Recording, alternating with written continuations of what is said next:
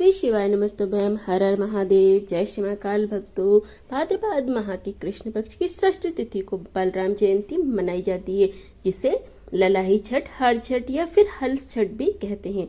भगवान श्री कृष्ण के बड़े भाई बलराम जी ने इस दिन जन्म लिया था, इसलिए इस दिन को बलराम जयंती और हल षष्ठी के रूप में मनाया जाता है।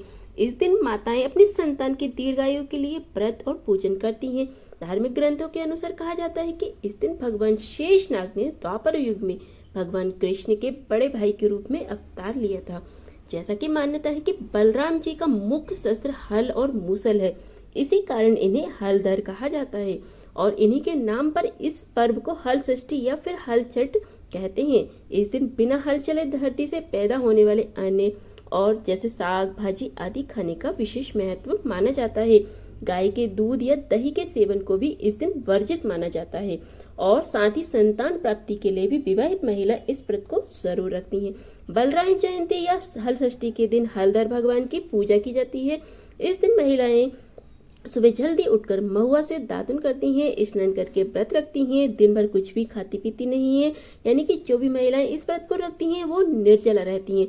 शाम को पूजा करने के लिए किसी साफ जगह पर आटे से चौक बनाकर झरबेरी, पलास की टहनी और कांसे की डाल को बांध दिया जाता है। इस दिन भैंस के दूध से बनी चीजों का ही पूजन किया जाता है, उसी का सेवन किया जाता है। भैंस के दूध, दही या फिर मावे से पूजन किया जाता है। हल छठ देवी की फोटो या कैलेंडर रख करके फिर भगवान गणेश जी की और गौरा माता की मूर्ति बनाकर हल षष्ठी देवी की पूजा की जाती है। पूजा करते समय व्रत की कथा पढ़ना और सुनना अनिवार्य होता है।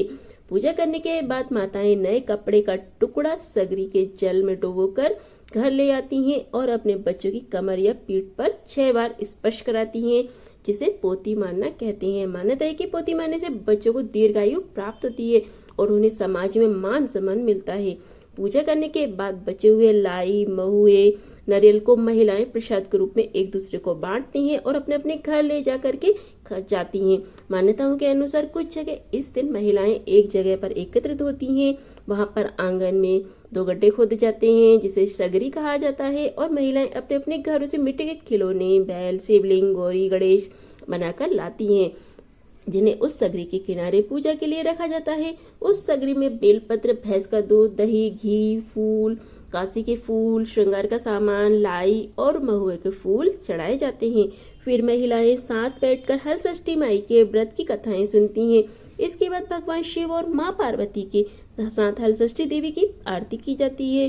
पूजा समाप्त हो जाती है। इस बार हल षष्ठी प्रारंभ होगी 24 अगस्त शनिवार को सुबह 7:52 से और समाप्त होगी रविवार को सुबह 5:30 पर। तो इसलिए उदय तिथि के अनुसार इस बार हल षष्ठी का पर्व 24 अगस्त दिन शनिवार को मनाया जाएगा। शनिवार के दिन सूर्योदय का जो समय रहेगा वह 6:14 पर और सूर्यास्त का समय जो रहेगा 6:37 पर रहेगा। अमृतकाल सुबह 11:26 से लेकर दोपहर में 12:55 तक रहेगा। इस दिन गोधूली बेला में शाम की पूजा का जो समय रहेगा वह शाम को 6:13 से लेकर 7:51 तक रहेगा। राहु काल सुबह 9 बजे से लेकर 10:30 बजे तक रहेगा। तो यह थी आज की वीडियो हक में जो हल षष्ठी की जानकारी आपको दी गई है। अगर आप हल षष्ठी की व्रत कथा भी सुनना चाहते हैं तो आने वाली वीडियो देखना बिल्कुल ना भूलें, जिसमें आपको हल षष्ठी की व्रत कथा सुनने को मिलेगी। और बिना हल षष्ठी की व्रत कथा के आपका व्रत पूर्ण नहीं होता है, तो व्रत के दिन आप हल षष्ठी की व्रत कथा जरूर सुनाएं और दूसरों को भी सुनाएं, साथ में खुद भी सुने। तो चलिए अब मिलते हैं अगली वीडियो में हल षष्ठी व्रत कथा के साथ, हल षष्ठी के दिन किए जाने वाले कुछ खास उपायों के साथ। श्री शिवाय नमस्तुभ्यम। हर हर महादेव। और अगर वीडियो अच्छी लगी हो तो वीडियो को लाइक और चैनल को सब्सक्राइब करना बिल्कुल ना भूलें। और अगर महादेव के भक्त हैं तो कमेंट में हर हर महादेव, श्री शिवाय नमस्तुभ्यम जरूर लिखें।